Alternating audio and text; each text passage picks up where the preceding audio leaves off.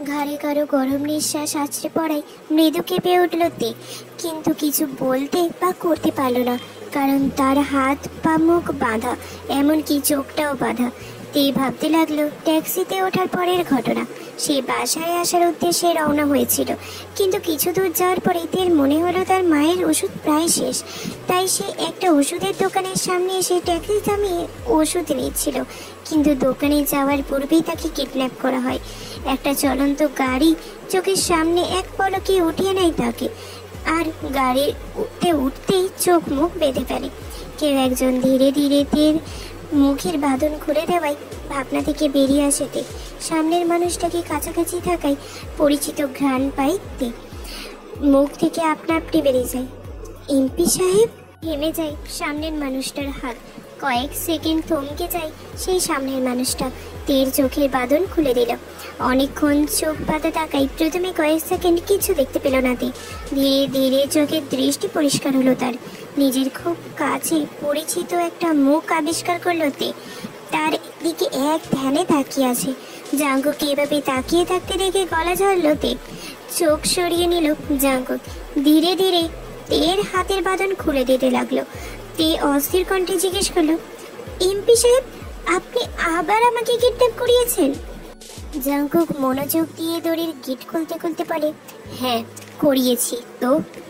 তে জাঙ্কুকের দিকে তাকিয়ে পড়ে, এসব করার মানে কি? আপনি বারবার এমন কেন করছেন? আজব তো। জাঙ্কুক গিটটা খুলে দিয়ে দড়িটা ফেলে দিল। সোজা হয়ে দাঁড়িয়ে গম্ভীর কণ্ঠে বলে, ইচ্ছে হয়েছে তাই করেছি কিডন্যাপ, আবার ইচ্ছে হলে আবার করব। তোমার কোনো সমস্যা? এই, আপনি কি পাগল নাকি? শেষমেশ কিনা একজন পাবনা পলাতক লোককে এমপি বানানো হয়েছে, মানে আপনি আমাকে কিডন্যাপ করিয়ে এখন বলছেন আমার কি? জাঙ্কুক তের দিকে কড়া চোখে তাকিয়ে আছে, আর তেও সরু সরু চোখ করে তাকিয়ে আছে জাঙ্কুকের দিকে।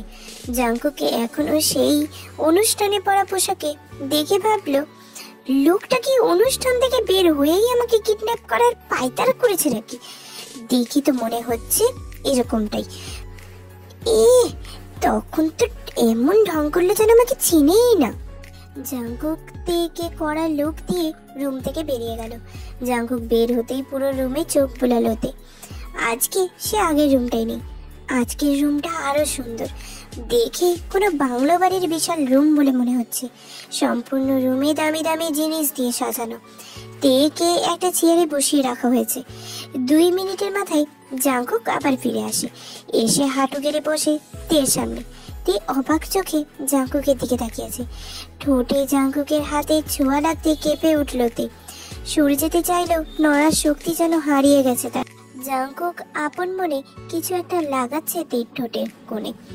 তে বুঝলো হয়তো কোনো ওষুধ লাগাচ্ছে জাঙ্কুক। অনেক জোরে বাধার কারণে ঠোঁটের আশপাশটা ব্যথা করছিল তের, আর এখন তো ওষুধ লেগেও চিটমিট করে ব্যথা করছে। জাঙ্কুককে এত কাছ থেকে আর নিতে পারলো না তে। চোখ বন্ধ করে জোরে জোরে শ্বাস ফেলতে লাগে। তে বন্ধ চোখের দিকে তাকিয়ে আলতো হাসি জাঙ্কুক। ঠোঁটের কোণগুলোতে ভালো করে ওষুধ লাগিয়ে দিয়ে হাতটা টেনে রাখলো নিজের হাঁটুর উপরে। তে এবার ধাপ করে চোখটা খুলে ফেললো। জাঙ্কুক এখনো মনোযোগ দিয়ে তের হাতে লাল হয়ে যাওয়া জায়গাগুলোতে ওষুধ লাগাচ্ছে, সাথে ফু দিচ্ছে যাতে না জ্বালা করে। অতিরিক্ত টাইট করে বাঁধার কারণে 2 হাতটাই লাল হয়ে গিয়েছে। 2 হাতে ছুলিয়ে ছুলিয়ে গিয়েছে মাঝে মাঝে। তে এক দৃষ্টি তাকিয়ে রইল জাঙ্কুকের দিকে। তের কেন যেন একটু ভয় লাগে না জাঙ্কুকের কাছাকাছি থাকলে। এই তো কিছুক্ষণ আগে যখন তাকে কিডন্যাপ করা হয় তখন সে মনে মনে ভয় পাচ্ছিল, যদিও তা বাইরে প্রকাশ করেনি, কিন্তু জাঙ্কুকে দেখা মাত্র সে ভয়টা উধাও হয়ে গেছে। তে অদ্ভুত এক বিশ্বাস জন্মেছে জাঙ্কুকের প্রতি। তার বিশ্বাস জাঙ্কুক কোনো রকম কোনো ক্ষতি করতেই পারে না। তে নিজে জানে না তার জাঙ্কুকের প্রতি এই বিশ্বাসের কারণ কি। সে তো জাঙ্কুকে ভালো মতো চেনেও না, তবুও জাঙ্কুকের ওষুধ লাগানো শেষ হয়ে যেতেই তের দিকে তাকাতেই চোখাচোখি হলো দুজনে। তের চোখে চোখ পড়ে যাওয়ায় অপ্রস্তুত পড়ে গেল। দৃষ্টি সরিয়ে বেড়াতে লাগলো। কিছুটা সময় নিয়ে নিজেকে স্বাভাবিক করে জাঙ্কুককে বলল, নিজে ব্যথা দিয়ে আবার নিজেই ওষুধ লাগাচ্ছেন, ব্যাপারটা কেমন হলো না? জাঙ্কুক এবার তের দিকে তাকিয়ে গম্ভীর কণ্ঠে বলে, তোমাকে আঘাতও করবো আমি আর ওষুধও লাগাবো আমি, এর মাঝে যদি অন্য কেউ ঢুকে পড়ে বা তোমাকে আঘাত করে তাহলে। জাঙ্কুক কথা শেষ না করে চোখ বন্ধ করে ফেললো, যেন নিজেকে কন্ট্রোল করার চেষ্টা করছে। তে অবাক চোখে তাকিয়ে আছে জাঙ্কুকের দিকে, মনে মনে চলছে জাঙ্কুক কি বলতে চাইলো। জাঙ্কুককে চোখ খুলতে দেখে তে অস্থির কণ্ঠে জিজ্ঞেস করে, কি বলছিলেন আপনি? কথা কেন শেষ করলেন না? আর আর আমাকে আবার উঠে নিয়ে আসার কারণ কি? বাকিটা তোমার না শুনলেও চলবে, আর তোমাকে উঠিয়ে নিয়ে আসার কোনো কারণ নেই। বললাম না ইচ্ছে হয়েছে তাই। প্রথম দিন আমার সাথে যে বেয়াদবি করেছিলে সেটা মনে আছে তো? তে এবার জাঙ্কুকের দিকে ছোট ছোট চোখ করে তাকালো। জাঙ্কুক হাই তুলে আলিশের ভঙ্গিতে বলে, তোমাকে তো তার জন্য কোনো শাস্তিই দিইনি, ভেবে নাও এটাই তোমার শাস্তি। ইচ্ছে হলে তোমাকে কাছে নিয়ে আসবো, ইচ্ছে হলে কল দেব, তুমি বিরক্ত হবে, কিন্তু কিন্তু কিচ্ছু করতে পারবে না। তোমাকে বিরক্ত হতে দেখে আমি শান্তি পাবো। একেবারে শাস্তি দিয়ে দিলে তো কোনো মজাই পেতাম না। এভাবে শাস্তি দিয়ে মজা আছে, কিন্তু ইউনিক শাস্তি তোমার জন্য, অনলি ফর ইউ। তে প্রচন্ড বিরক্ত হয়ে বলল, সো সরি, একটুও ভয় পেলাম না, তবে বিরক্ত হচ্ছি, ট্রাস্ট মি।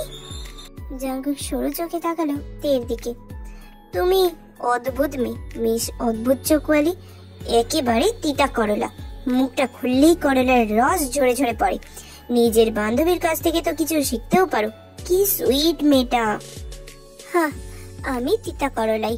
এতই যখন সুইট, দরকার হলে জেনিকে নিয়ে আসলেই তো পারতেন। সে তো সুইট, সাথে বিউটিফুলও। ভার্সিটিতে তো এমন ভান করলেন যেন আমাকে চেনেনি না। জাঙ্কুক তের দিকে তাকিয়ে বাঁকা হাসে। আর ইউ জেলাস মিস অদ্ভুত চোখওয়ালি? জাঙ্কুক এভাবে ঝুঁকে আসায় হৃদস্পন্দন বেড়ে গেল তের। চেয়ারের সাথে একেবারে লেগে গেল সে। আমি কেন জেলাস হব? জেলাস হতে আমার বইই গেছে।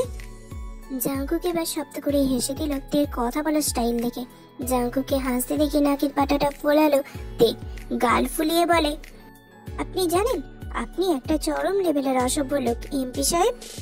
জাঙ্কুক মুচকি হেসে তের আরো কাছাকাছি যেতে চোখ খিচে বন্ধ করে নিল তে। জাঙ্কুক আলতো করে ফু দিয়ে তের মুখের উপরে পড়ে থাকা ছোট ছোট চুলগুলো সরিয়ে দিল। তের মনে হচ্ছে একেবারে দমটা বন্ধই হয়ে যাবে এবার। তের কানের কাছে মুখটা নিয়ে এসে ফিসফিস করে পর বলে, আমি অসভ্যই মিস অদ্ভুত চোখালি। সবার কাছে সভ্য হলেও তোমার কাছে না হয় অসভ্যই হলাম। জাঙ্কুকের গরম নিঃশ্বাস কানে ঘাড়ে আছড়ে পড়ায় শিউরে উঠল তে। বন্ধ চোখ জোড়া করে হঠাৎ এক ধাক্কায় জাঙ্কুকে দূরে সরিয়ে দিল। হাঁটু কেড়ে বসে থাকার কারণে তের ধাক্কায় ফ্লোরে পড়ে গেল জাঙ্কুক।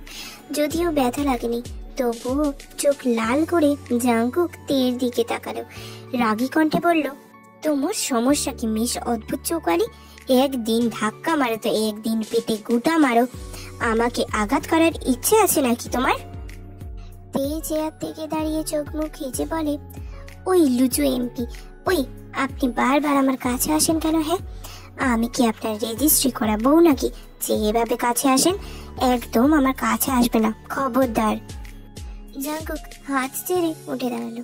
পকেটে হাত গুজে পরে, বউ তো না, তবে হতে কতক্ষণ? আমি চাইলে এখনই তোমাকে উঠিয়ে নিয়ে গিয়ে বিয়ে করতে পারি। তবে কথা হচ্ছে, তোমার মতো তিতা করলাকে আমি বিয়ে করব না। আমার বউ হবে সুইট সুইট, একেবারে তোমার বান্ধবীর মতো। আমারও আপনাকে বিয়ে করতে ভারী বইই গেছে। ভাবখানা এমন যেন আমাকে বিয়ে করতে চাইবেন আর আমি ড্যাং ড্যাং করে আপনার সাথে বিয়ে করে নেব। জাঙ্কুক বাঁকা হেসে তের দিকে আগাতে আগাতে বলে, আমি চাইলে সব সম্ভব, বুঝলে মিস অদ্ভুত চোখওয়ালি। তে জাঙ্কুকে আগাতে দেখে জাঙ্কুকের দিকে আঙুল তাক করে বলে, ওই একদম আমার কাছে আসবে না বলে দিচ্ছি, একদম আসবেন না কাছে, দূরে থাকুন না হলে। জাঙ্কুক তেকে কথা শেষ করতে না দিয়ে বলে, না হলে কি করবে? তে জাঙ্কুকের দিকে 2 কদম এগিয়ে গিয়ে হাতটা আবার জাঙ্কুকের মুখের কাছে নিয়ে আসলো। এক ঘুষিতে আপনার এই সুন্দর তোবড়াটা ভেঙে দেব, আর এই যে নখ দেখছেন এটা আপনার চোখে গেঁথে দেব। তের এমন এক্সপ্রেশন দেখে জাঙ্কুক শব্দ করে হেসে ফেলল। জাঙ্কুকে হাসতে দেখে রাগে ফুঁসে উঠল তে। জাঙ্কুক হাসতে হাসতে 2 হাত উঁচু করে পর বলে, আমি কিন্তু অনেক ভয় পেয়েছি মিস অদ্ভুত চোখওয়ালি। তো তোমার কি মনে হয় তুমি আমার সাথে পারবে? পারবো না কেন, অবশ্যই পারবো, কিন্তু আমার এখন আপনার সুন্দর তোবড়াটা পাঠানোর কোনো মুড নেই। আমি বাড়ি যেতে চাই। কিছুটা চিন্তিত দেখালো তেকে। সে এদিক ওদিক তাকিয়ে কিছু একটা খুঁজতে লাগলো। কিছু খুঁজছো? তে এবার কিছুটা অস্থির কণ্ঠে বলে উঠলো, আমার ব্যাগ কোথায়? আর আর এখন কয়টা বাজে? তোমার ব্যাগ গাড়িতে আছে, আর এখন রাত 8টা বাজে। আমার বাসায় যেতে হবে, অনেক লেট হয়ে গেছে। তে কথা শেষ করে দরজার দিকে যেতে নিলে তার হাত টেনে ধরলো। জাঙ্গুকের শীতল হাতের স্পর্শ পেয়ে তে কেঁপে উঠল। গাড় ঘুরিয়ে অদ্ভুত দৃষ্টিতে চাইলো জাঙ্কুকের দিকে। জাঙ্কুক তের হাত ছেড়ে দিল, নরম গলায় বলল, তুমি আমার সাথে যাবে, আমি তোমাকে পৌঁছে দেব। এত রাতে একা যাওয়াটা ঠিক হবে না। না, কোনো দরকার নেই, আমি একাই যেতে পারবো। আপনার এত দয়া দেখাতে হবে না। দয়া দেখানো থাকলে একটা মেয়েকে এভাবে কিডন্যাপ করে আনতেন না, তার সম্মানের কথা একবার হলেও চিন্তা করতেন। তীর কথায় জাঙ্কুকের চোয়াল শক্ত হয়ে গেল। শক্ত কণ্ঠে বলে, তুমি আমার সাথে যাবে মানে আমার সাথেই যাবে, আর একটা কথাও শুনতে চাই না। না হলে তোমাকে এখানেই আটকে রেখে আমি চলে যাব। তুমি আমার ভালো রূপটা দেখেছো, খারাপ রূপটা দেখোনি, আর আমি চাচ্ছিও না আমার খারাপ রূপটা তোমার সামনে আনতে।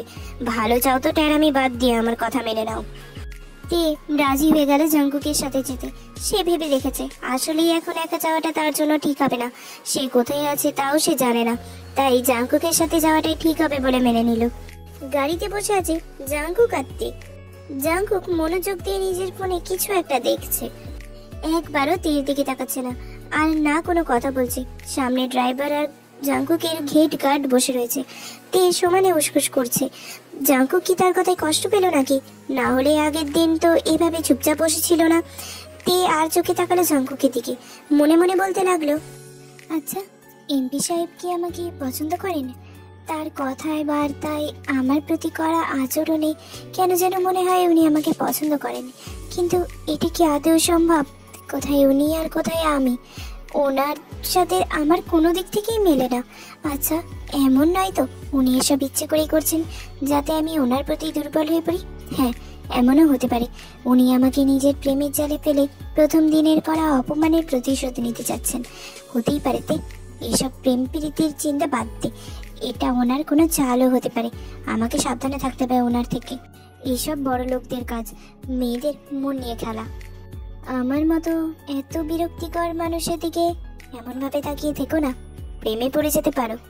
তীর চোখ বড় বড় করে তাকালো জাঙ্কুকের দিকে। জাঙ্কুকের চোখ এখনো ফোনেতেই আটকে আছে। তে এবার লজ্জা পেল এটা ভেবে যে জাঙ্কুক তাকে লক্ষ্য করছে। জাঙ্কুক আবারও তীর দিকে তাকিয়ে পর বলে, তোমার বাড়ি এসে গেছে।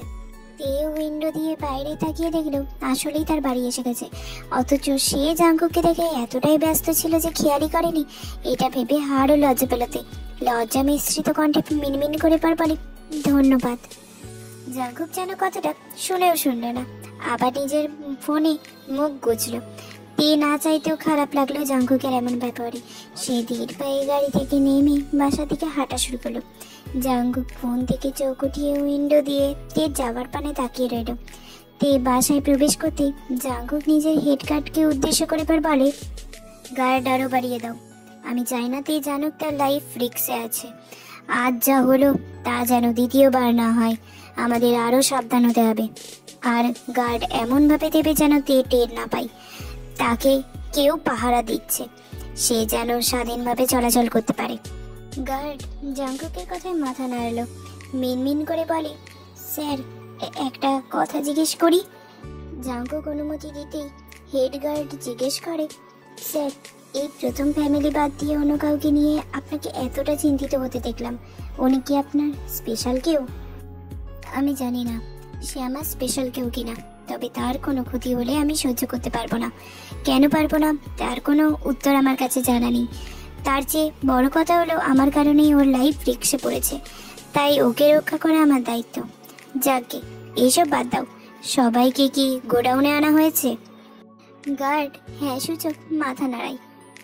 গাড়ি গোডাউনে নিয়ে চলো, আমার শত্রুকে যত দ্রুত সম্ভব খুঁজে বের করতে হবে। গাড়ি চলতে লাগলো গোডাউনের দিকে। জাঙ্কুক চোখ বন্ধ করে ভাবতে লাগলো আজকের ঘটনা। সেই দিনের রেস্টুরেন্টের সামনে ঘটা ঘটনার পর থেকেই জাংকুকদের পিছনে গার্ড লাগিয়ে রেখেছিল। জাংকুক বুঝতে পেরেছিল সেই অজানা শত্রু তেকে তার কাছের কেউ ভেবেই অ্যাটাক করতে পারে, আর যা ভেবেছিল আজ তাই হলো। জাংকুকের শত্রু লোক লাগিয়ে তেকে কিডন্যাপ করায়। জাংকুকের গার্ড জাংকুককে এই ব্যাপারে জানালে জাংকুক গার্ডদের বলে তেকে ওদের কাছ থেকে ছাড়িয়ে নিয়ে তার কাছে আনতে, কারণ জাংকুক চায় না তে জানুক তার লাইফ বিপদে আছে। জাংকুকের গার্ডরা তেকে বাঁচিয়ে জাংকুকের কথা মতো তার কাছে নিয়ে আসে, তবে তারা সাবধানতার সাথে কাজটা করেছে যাতে তে এই ব্যাপারে কিছু টের না পায়। তে ভাবে জাংকুকই তাকে কিডন্যাপ করিয়েছে। এইসব ভেবে দীর্ঘ নিঃশ্বাস ফেলে জাংকুক। গাড়ি গোডাউনের সামনে এসে থামতেই সে নামে গাড়ি থেকে। শত্রুদের সম্পর্কে কিছু জানার আশায় পা বাড়ায় গোডাউনের দিকে।